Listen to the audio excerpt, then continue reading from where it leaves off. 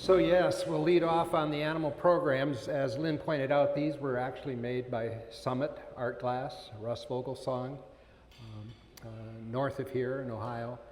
But incredibly good glass, isn't it, and beautiful. And they're often confused because of the high quality glass for Cambridge. Now, for the dolphins, we've got one that was made by Cambridge, the milk glass one. You can see the similarities. It's definitely a reissue from the same mold. And on that topic, Mark Nye, I think, helped us in declaring in his mind what should be considered a reissue versus a reproduction. A reissue is when it's from the same mold. So Summit got the Cambridge mold and reproduced this dolphin candlestick. A reproduction is a completely new mold. And I think that it makes a difference, and it's good to have that definition. So I did bring these because people are often fooled that if they're die-hard Cambridge, and it's got to be a purist Cambridge item. These are not, but my gosh, the Rubina knockoff of a Rubina is incredible. Summit also made the 10-inch Swan, and that Rubina, what they would call a Rubina-like color, is outstanding as well. So Summit made some really nice glass, and it's almost certainly to be collectible moving into the future, isn't it? Okay, so we got a whole group of things here of animals, and it's my joy to talk about Cambridge glass. It's been, I think, a 35-year journey. I've had a lot of outstanding mentors in Cambridge glass that have been willing to share their knowledge with me. As I always say at these presentations, though, for the National Cambridge collectors, it's really the people that are most important to me. The deep friendships, all of you in the room here today, the glass is kind of an excuse for those friendships. And it's also fun doing all the smart talk, isn't it? You see what I got? And what did you find lately? And that type of thing. We had hoped to maybe do this presentation in somewhat of a chronological order as far as production period. It really does not work out well for this presentation because many of the animals were made over a fairly long period of time. Now, Lynn Welker pointed out this little guy, the elephant, part of the candy container line. And I'm not an expert at all on the candy containers. This is a little cutie. These go back to the 1900s and teens when the Cambridge factory first started. Candy containers are a huge collectible item. And my gosh, the dollar value on some of these candy containers. Now, my hope had been that our expert on candy containers, who is Frank Wallenhop, would have been able to provide this segment of the program because he knows more than any of us. But it didn't work out for Frank to be here tonight. But I think that's the other thing about knowledge on glass and Cambridge glass in particular. There's not any one of us that knows it all. Collectively, we know an awful lot. But generally speaking, you know, we've got our experts in each area, and Frank Wallenhop is the expert on this. If I get any questions on candlesticks, who do I go to? Jack Thompson is our expert on candlesticks, bar none. He knows them backwards and forwards, and it's just the way it works. I collected the swans from day one. It's what brought me into this organization. Challenge me on the swans. I've been around the block. So we'll go from one end to the other here. We mentioned the dolphin candlesticks. This is the second version. I had hoped somebody might have brought the first version of the dolphin candlestick, which does not have this Mount Vernon base. It's just a flat, round base. It didn't happen anyone brought that. They're not common. They're not easy to find. But from here up, it's the same. It's just that it's got a flat base.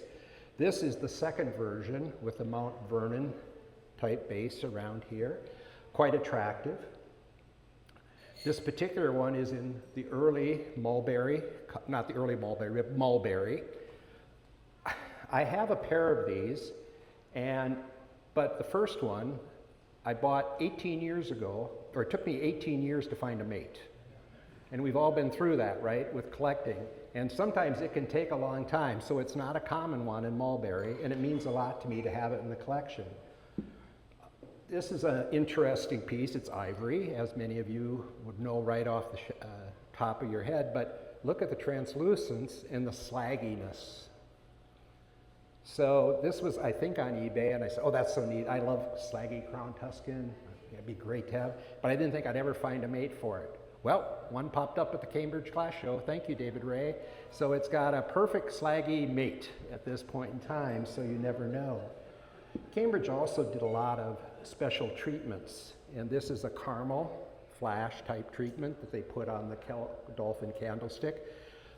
These are not common, but they're out there. You can find them, not as ultra rare piece. But then, of course, they did change the mold and put this square base on them. Now, for the summit, Lynn provided during Bring and Brag some tips on how to differentiate. I'm rather scared of these, particularly the royal blue or cobalt. Separating the two, I find it very difficult to tell the difference between the two. So in some colors that they both made, I'm a little bit cautious. Next we have here the dog and cat bottles, and these go back to the teens. But with the colors we have here, you can tell that they're 1920s colors. So that's probably when they were making the most of them. The transparent colors or crystal are most likely to be found. I tend to think there's more of the dogs than the cats as well. So I don't know if that was demand or if they survive better. This one, of course, is Peach Blow. There's two sizes. There's a smaller size, the dog and the cat. These are in topaz. Now, there is a size in between this that is not made by Cambridge. They're New Martinsville. And if you love these cat and dog bottles, nothing wrong with New Martinsville. You might want one of those as well. You know, a lot of us aren't purists. So, but they are different, and if you check the crystal ball, there's good descriptions on the slopiness of the back and the size. The opaque colors are popular among many Cambridge collectors. And azurite, and I'm envious of this one because it has the original cap in azurite. You often find the bottles, but you don't find the cap to go with it. So this is pretty special, the dog bottle in azurite. As far as I know, these in the opaque colors were only made in the larger sizes, not the smaller sizes. They did make the cat as well, and I put a crystal lid on this one just so it feels complete. But I would love to find a lid in azurite to go with it. Likewise in ebony. I was really surprised that this one popped up, that there even was an ebony dog bottle, but they made it. And then I was really thrilled just this past year to be able to find one in Carrara with the cap. So now I'm sure some of you are saying, I thought Cambridge glass was elegant. Isn't this an elegant piece of glass? Not exactly, is it? But there's enough of them out there that it was a good seller for Cambridge. And often they have some cold paint decoration on them. Going back to the dolphins, we've got these two light candlesticks that were part of the seashell line.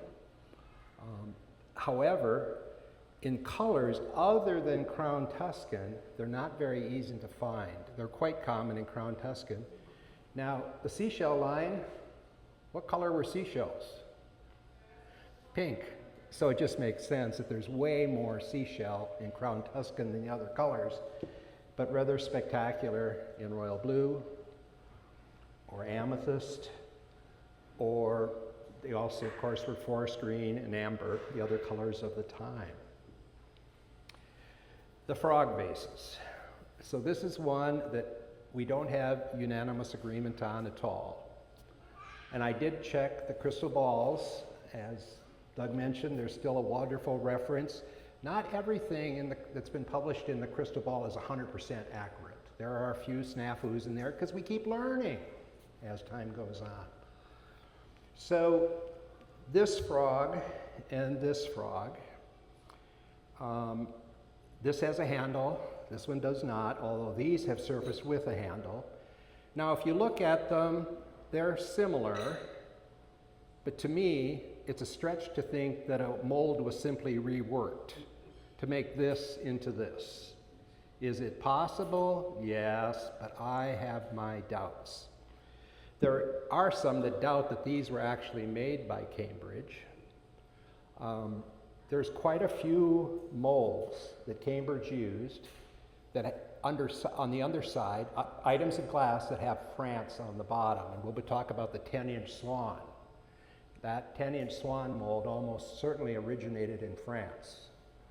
And so with these, A.J. Bennett was making a lot of trips to Europe, and if you think that other companies only copied Cambridge, no, it didn't work that way. The companies were copying each other left and right.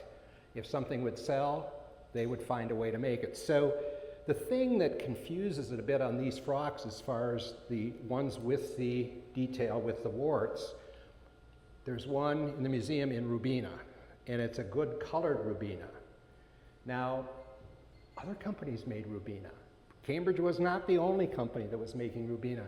So were these made by Cambridge? I don't know that we know for sure. I think most of us think yes. But the mold didn't originate at the Cambridge factory, and that they actually used a different mold to make this picture. And this is right in the catalog in forest green, right color for a frog, isn't it? Isn't this another really elegant piece of glass? I mean, you just really want that on your Thanksgiving table, wouldn't you? And I bet some of you are thinking there's some other uses for this. Flower frogs. Most of them are human, which are animals, I guess. And we have a few examples here tonight. We'll start here with the eagle. And this is in the catalogs. We know this is a regular production item by Cambridge. I've really always wanted one in amber because it's the right color for an eagle, but I've never been willing to pay the price that they sell for, so I'm still waiting for one. We've got a similar shaped flower frog, and collectors, we've coined this a bird on a stump. We don't have firm information that this was made by Cambridge, but some have suggested that this was what was made originally. How many think this is a gorgeous flower frog? I'm not seeing too many hands. So some have suggested the base is identical, that it would have been very easy to take this mold and convert it to this by taking out material. So the bird and the stump was the first version that was first introduced. As far as I know, I've only seen them in light emerald. Is that, anybody have a different color than light emerald in these? Amber, okay, maybe amber. But it would make some sense, wouldn't it? That the conversion of the mold from this to the eagle could have happened. We don't know. Many things we will never know. The two-kid. I think some of you know I'm an animal scientist by training, and I have studied this thing like crazy. Is that a goat or is that a lamb? I'm not sure. It could be either. And the two-kid is a collector coined name. It's not Cambridge, you know, it's a number that would put on this flower frog. But two-kid probably sounds better than kid and lamb, and it's a lot easier to say. This one in ivory, pretty neat, isn't it? It's really a nice production piece made in ivory. And of all the ivory flower frogs, it seems like it's the one that has the least cracks and issues with the base. It's just a beautiful flower frog. We'll go to this one. And Cambridge called it a heron, Christine. But it's been pointed out to me that it's probably actually a stork. And that could be. The other one, Cambridge put the name on the geishas, and that was the name. And I know visiting with Georgia Otten before she wrote the article for the Crystal Ball, she had a good friend originally from Japan, and she looked at it and she said, "That no geisha." So, but for us, it's a geisha, because it's the name used by Cambridge. She said, no, that's not, they weren't geishas. This flower frog, they're everywhere, aren't they? Just everywhere. So what does that say? It was a good seller. So from that time period in the 40s and 50s, it sold well for them. And that was mid-century modern. It got its start then. And it probably does fit that motif quite nicely as far as the seagull. But of course, for us that are hardcore collectors, oh, just a seagull, you know. That's the way we tend to look at things. The turtles. Much beloved, part of the seashell line, but they came out far before then. These also go back to the teens, and then were put into the seashell line. This is crystal. One of the early ones was the 1916 green. This isn't forest green or late dark emerald. This is 1916 green, and they were producing it then. They were also early on making it, not that early, but shortly thereafter, in ebony. And then, of course, for the seashell line, they had to make it in Crown Tuscan to go with many of the seashell pieces, although these are not easy to find. The crystal is most common. They had it available, both crystal and crystal satin. Now, you're all thinking, so what's the difference in these domes? The height of those domes? And I went back to the patent for application for these turtles, and what they did, Cambridge did with their flower frogs, they were, after they were pressed with the prongs going down to form the holes, they set them upside down on a rack, and the flower frogs all have this ring around, and so they could sag based on how much glass happened to be put into the mold. So the earlier ones tend to be flatter, the later ones tend to have more of a bulge on them, but they're mixed across. There's a huge range in the Crown Tuscan ones, how high the dome is, and it's purely present how much glass they put in the mold, and therefore the resulting how much sag happened to occur. So I wouldn't rate the turtles based on height of dome, that it was a different mold or anything like that. We don't have any evidence of that. Going down the line here, we've got these lamps, the owl and the monkey. These are 1920s. Except for a couple of exceptions, they are all ivory as far as original color with enamel applied to them. So this is ivory underneath with a brown enamel. This monkey is ivory with a brown enamel. There are others that are green, a green enamel for the monkeys applied on the top. There are a few exceptions for the owl. I have one in ebony. There are several of those out there. There are some of them that are ivory, and there's stories that they left the factory before they had a chance to put the enamel on. I don't know if that's true or not, but they're harder to find, the ones ivory without any enamel placed on them. This is obviously a test piece. I heard there's an owl that's circulating out there somewhere as well that is crystal.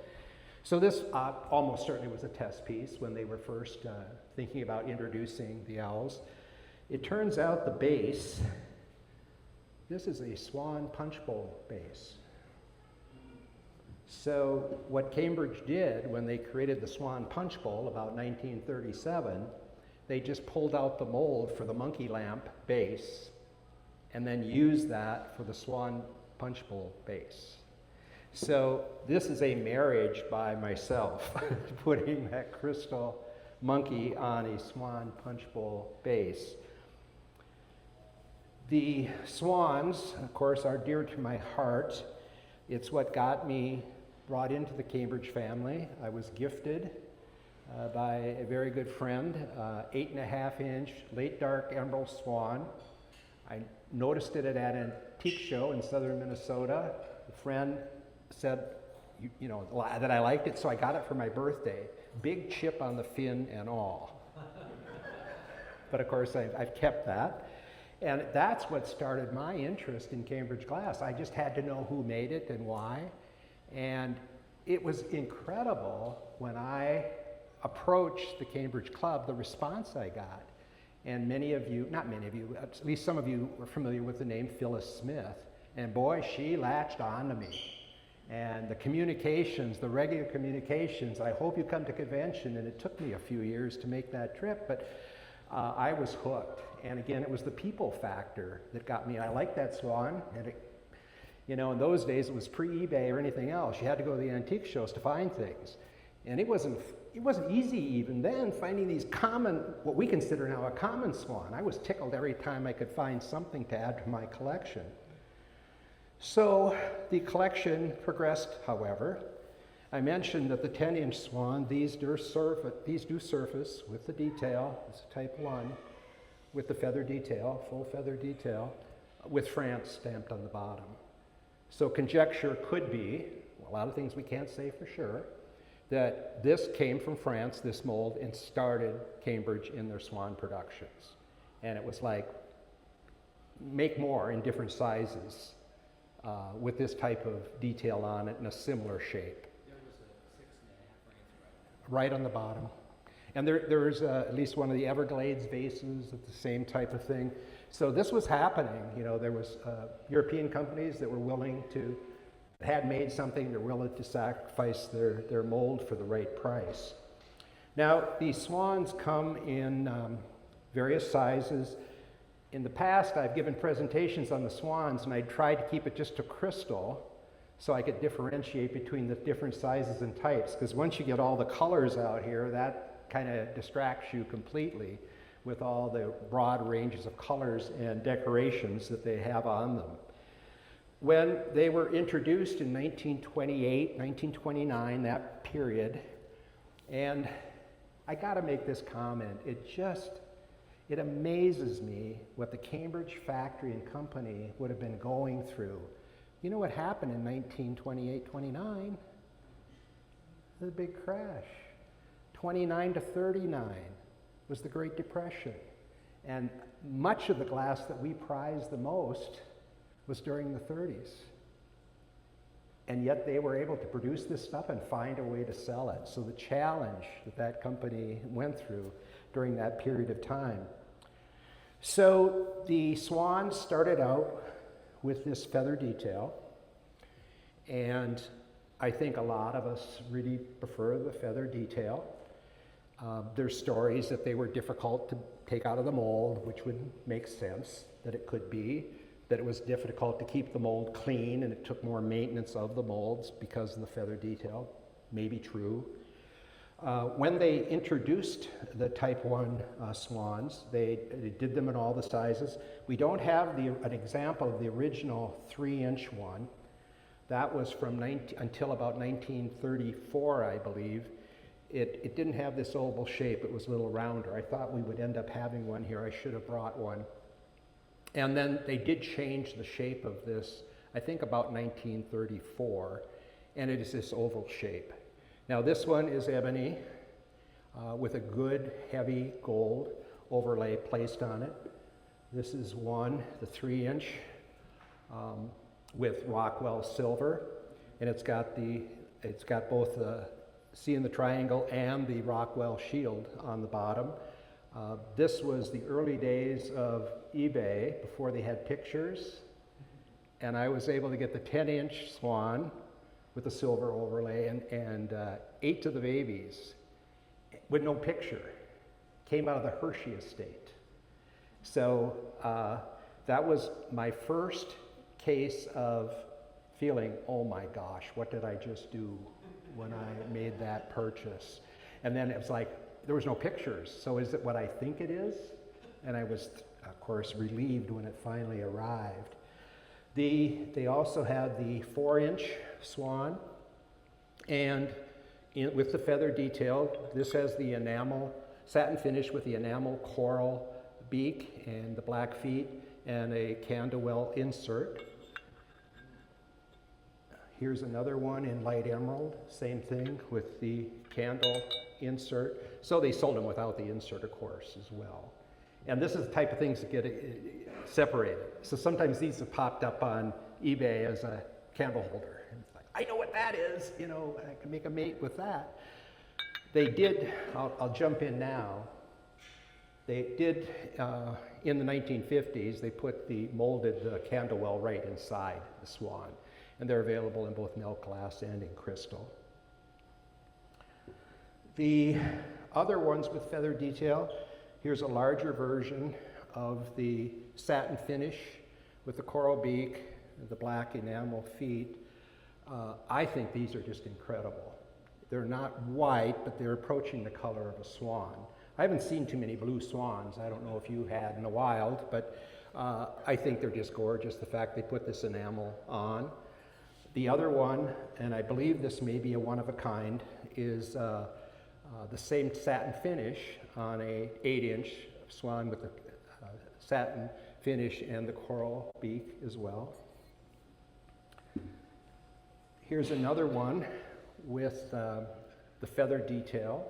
A bit later, because Crown Tuscan was introduced 34, 35 in that time period, but with the black enamel. It has the enamel Crown Tuscan signature on the bottom.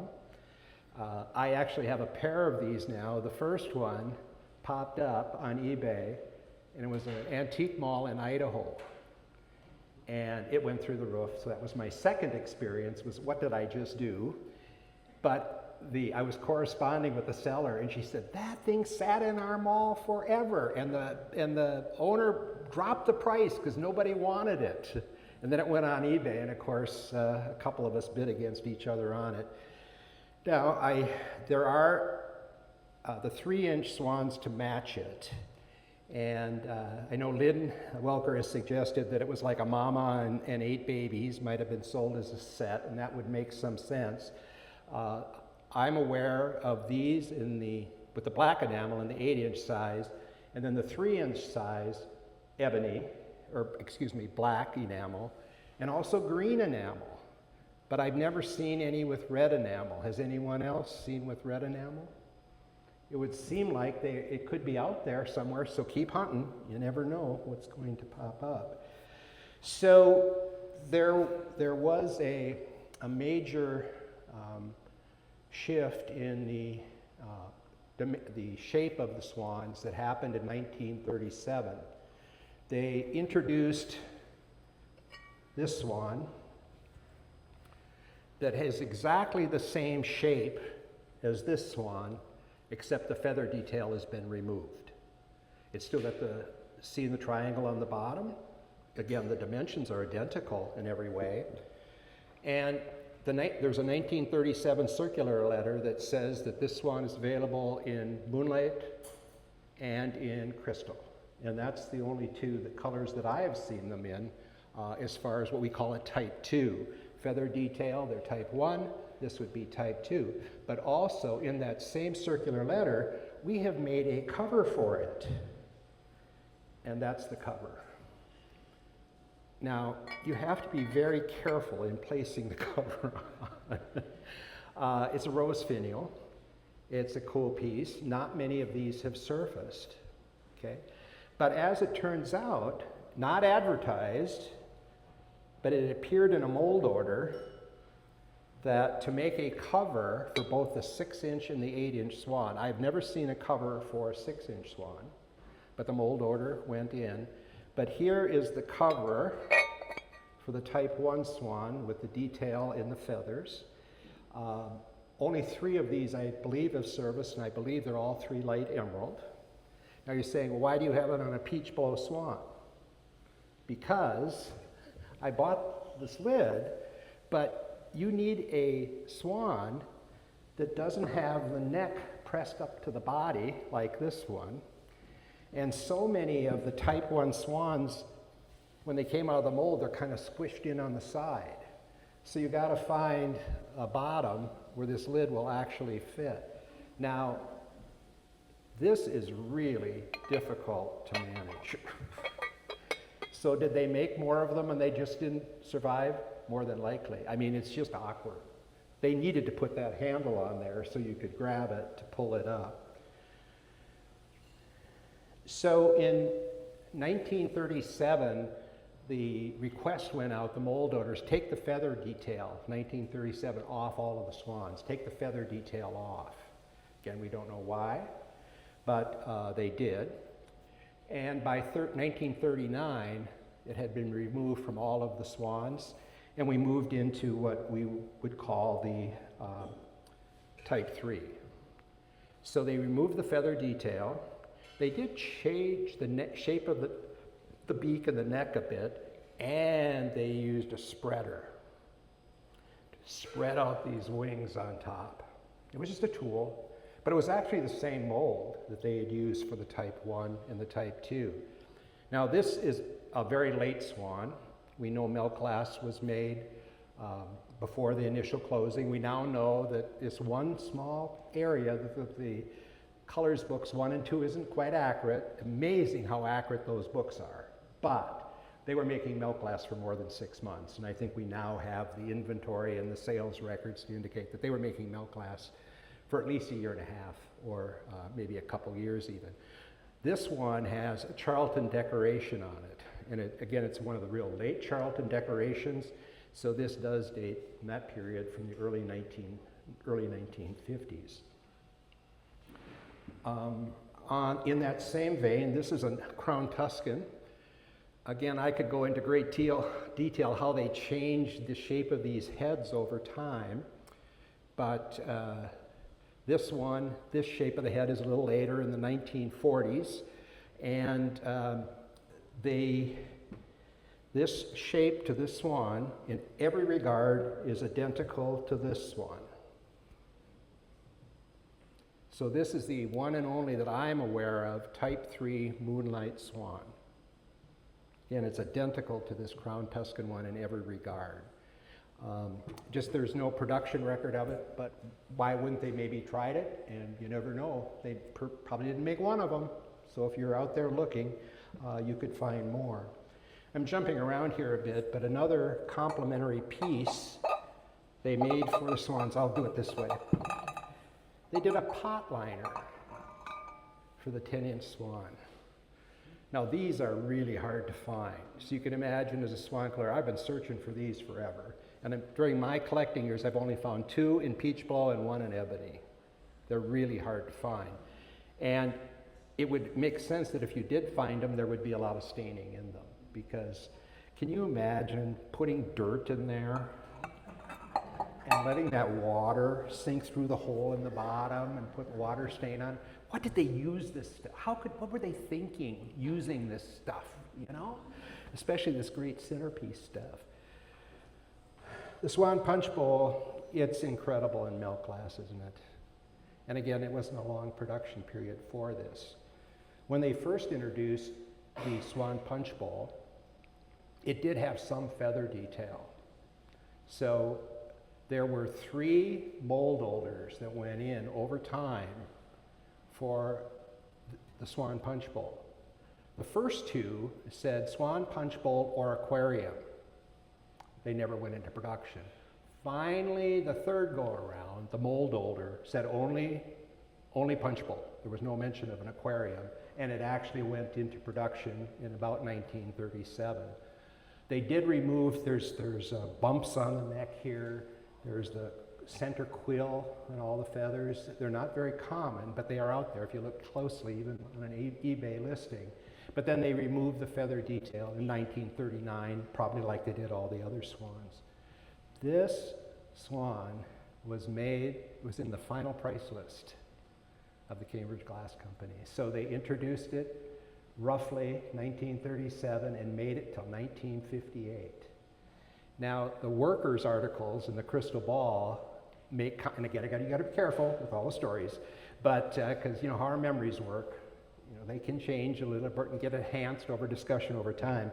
But producing this, I mean, it's heavy, really heavy. To produce this thing, to fill that mold with the glass, took a couple people, and then to pull it out of the mold took even more people. So it was quite a task to make this one, but obviously a good seller. Now, those of us that have followed this, man, to find Swan Punch Bowl in crystal, it used to be something special. Well, we found out it was made well into the 50s. That stuff is still coming out of estate sales. They made a lot of them. So it used to be a crystal Swan Punch Bowl. You were certainly talking 4 figures. Well, now there's enough of them to come out that it's softened, but they are a gorgeous display piece. And of course, they've got the matching Swan Punch Cup to go along with them in milk glass or in crystal. So we'll move on to, I got a little special piece here in between by the bookends. This is it's an upside down ball candle with an eagle applied on top. I guess a paperweight would be what it was, kind of a unique piece. But then we've got the flower frogs here. We've got another heron/crane in the smaller size. As far as I know, these have only popped up, both of the cranes or herons, in crystal or crystal satin. There's the milk glass one, however, in that addition to the catalog. So, they couldn't Photoshop back in those days. So almost certainly, there was one of them made. And like the milk glass 1338 3-light candlestick, you never know when it's going to pop up. It could pop up. The other one in milk glass on that topic is that I was able to find 2 peg nappies for the Cambridge Arms set. And someone walked into the museum and offered the peg vase to Cindy. So Cindy's got that on display in the museum. So we've got 3 of the 6 pieces of surface. There's another peg nappy, the Cambridge arm, and the candlestick base. So keep looking, you guys. Wouldn't it be great to assemble that set to recreate it? Well, so for those, there's also the Poulter Pigeon. This one is satin finish. Get away from that. This was also made in milk glass, and I believe there's one of those in home here in Cambridge. And likewise, the Scotty dog was made in milk glass. And of course, perfect, isn't it, in milk glass? Almost as perfect as the one in ebony. That's the Scotty color. It's natural. And then I don't know about this ugly thing, Crown Tuscan. Oh man, make me drool. My gosh, Crown Tuscan Scotty, incredible. Cover them all. Oh, we got the eagle here. Blue Jay, excuse me, yes, Blue Jay. Thank you for the correction. And we got the lion. Cambridge only made them in crystal and crystal satin, but then they reissued them in amber, and they're very nice, the reissues. Oh, and then the eagle in crystal. Imperial also made these, and I have to admit I don't much care if it was made by Cambridge or Imperial. They're so similar, and a lot of the same workers, the whole thing. Very nice piece, and they made a lot of them. Not so common, of course, in Crown Tuscan. And it's just a pity that they didn't think to make them more of them in the opaque colors, but they didn't. Winding down here, this is another she-shell piece in milk, and has essentially the same Charlton decoration that Swan had. This is not common. Good friend and longtime collector would say, boy, that Charlton decoration, Charlie Upton, is scarcer than hen's teeth, was his common line. And it isn't common. It is a really nice Charlton decoration. It's not your typical Charlton rose. The turkeys have been talked about often. I've got to be careful here. Another one that you have to be careful how you place the lid on it. This one in Moonlight is especially well liked. Obviously amber is the natural color, and the most common color is amber. Surprisingly, the second most common color is what? Huh? Tahoe blue. And we'll often say bluebell, but based on the production period, it probably would have been called Tahoe blue, because bluebell was an earlier color than the time. That's from the 20s when this was produced. So they're a very popular collector item. I have found for my collection, they sure take a lot of shelf space if you have more than one or two. So I've kind of backed off collecting those, but I've made room for the swans. Then we've got the bunny boxes. Cambridge both called them bunnies and rabbits. So they use both names, and that's okay. They came in two sizes. This is the larger of the two sizes. They're far less common in the large size. This light emerald one is incredible.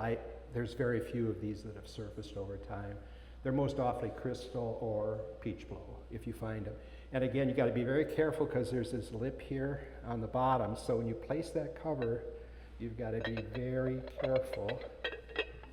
And in some of the later versions, they removed that little lip that they have there on the bottom. The smaller sizes, again, tend to be crystal, a peach blow, a light emerald. This is one in ebony. I happen to like ebony a lot, so I had to add this to my collection. But then they removed, and I've so often said feather detail. Rabbits don't have feathers, they've got fur. So they removed the fur detail. And they made quite a few of these in, again, that bluebell or Tahoe blue color. Also amber are out there. And they're just cute little pieces. Who doesn't like a bunny? You know, they're just darling little pieces, and they're very treasured among collectors. Then, this is the way I display these in my display case. It's easier to do these peg jays this way. So they made a small number of them in late dark emerald in mandarin gold. This one is satin finish, and I believe it's factory original. It came from the Bennett Museum, and I noticed it in the Bennett Museum, and I enjoyed going through there over the years. I said, I'd never seen another one that was satin finish. So it turned out I was able to add that to the collection. Now, there's a moonlight one out there too, at least one. So keep looking. You never know what you might find. So it was very hard to have a totally comprehensive presentation. I'm going to finish up here with some small pieces. And these are the Scotty dogs, or these beloved. Oh, people love these Scotty dogs. And supposedly for the tours, this was a gift at the end of the tour at the factory. They each got a pencil dog. And the thing is that they were heavily reproduced by Bennett, Harold and Rich Bennett's Guernsey Glass Company. Now, some people don't care. You know, their Scotty dog, it was a different mold. There's a beautiful article in the Crystal Ball that describes how you can differentiate the two of them, and it has a lot to do with the slant to the eyes. If they're Cambridge, they're more likely to be more level, and if the eyes are more likely to have a droop on the outside if they were made by Bennett. But they are extremely similar, and like I say, just really well liked by collectors and people of all ages. Now, this crystal one does not have the hole for the pencil. They're also called pencil dogs. And Cambridge did make some. I don't know who made this one. They made some of them. I think they're most likely to be crystal if they're made without the hole for the pencil. You know, saying, what's a pencil holder without a hole? Well, they were also used other ways. The milk is hard to find, but they really made it in a whole range of colors for the period of time that they were making these pencil dogs. The last thing, this is the muddler with the rooster on top. These are relatively common in crystal and are nice. They didn't make them in many colors. They made them amber, royal blue, and forest green. There's no carmine ones out there. But in these colors, like royal blue, they're very collectible and popular. Excuse me. And then we've got these itty bitty things. And boy, I am not an expert on these at all. Now, they are heavily reproduced, so again, you would need to be careful about. There's the 3 sizes, at least, of butterflies. There's a whole number of these birds, maybe 12 different alternative numbered versions of them. There is the, let's do the squirrel. Now, again, I'm not an expert on these, but early crystal ball articles said that they were made by Cambridge, the squirrel in amber, the frog in light emerald. But boy, they were heavily reproduced. I think Mosser's reproduced. I know Fenton has reproduced these small animals. One thing and this is brought that this is definitely a reproduction. You can see it's somewhat different color, kind of a translucent look to the crystal. That there was in the crystal ball, there's a piece of advertising from the original Cambridge factory as far as the use of these in an aquarium. And I thought, oh, doesn't that make sense? You could be attached with a piece of clay at the bottom of an aquarium. Isn't that kind of perfect? There's other examples where these have been attached to the side of a bowl, for example. Would make a lot of sense. Now, these are unique, and again, some people really like them. They do not tend to command really high prices, however, and I would expect some of that's due to the fact that, you know, provenance and knowing if they were made by Cambridge or not. So, did I cover everything up here? Did I miss anything? I think I covered it all. Any questions offhand? Collectively, we should be able to answer them. Yes? I know that Boyd made the Satin Swan with the orange meat as well. Who? What did you just say? Who made it? Boyd. Oh, they made, Boyd got, thank you for the reissues. So Real small one. this, I didn't mention this one. This is the same mold as this one, just that they altered it as far as taking out some of the detail, and then they spread the wings. This is the Blue Mist Charlton decoration, again very late from the 1950s. Now, the 3-inch and 4-inch swans were sold to Mosser or to Boyd. Boyd got the original 3-inch swan and the 4-inch swan. They got this mold and made a lot of them in a lot of unique colors. I can't help it, I've got a couple of them that are signed Boyd on the bottom with unique enamel on them and whatever, good conversation pieces. And then Mosser got this mold and has just made so many in various colors. If you're Cambridge Swan diehard, you can differentiate them pretty easily. I probably can't go into all the detail here tonight, but yeah, the beak in particular, yeah. Good question there. Anything else? And again, Summit got the 10-inch mold without the feather detail. They're blue, they're similar to Moonlight, are beautiful in the 10-inch mold. And they're Rubina. Again, it would be not right to call it Rubina maybe, but they're fantastic swans. And they likewise made a lot of reproductions in the 8-inch swan without the feather detail. But there's the shape is fairly unique. And if you know your Cambridge swans, this isn't the shape of a Summit swan. The Summit Swan's neck is usually not turned. Yeah, and the neck comes out at a higher position on the bottom. So they did some retooling of that mold. And by then, of course, it would have been around for a long time. So it probably needed some retooling. Anything else?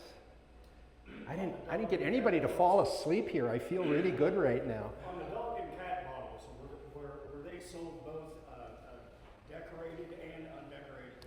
I would assume so, but it's very easy to take off that cold paint. Right. It's the easiest thing in the world. That's why I asked. And was the cold paint applied at the factory? I don't know that anybody knows that for sure either. Okay. You know, generally any Cambridge like their enamel, but they fired it on. So I don't know, either way. But I would assume that they sold them both ways. And of course, Cambridge made and sold what the buyer wanted. Look at the lamp companies that they sold blanks to, the perfume companies they sold blanks to. So if there was a market, they sold it. And they were making a lot of other things like stoplights and insulators for electrical systems and things like that. They were, Taillight lenses. there you go, lots of different things, yes. Cambridge did the coal painting.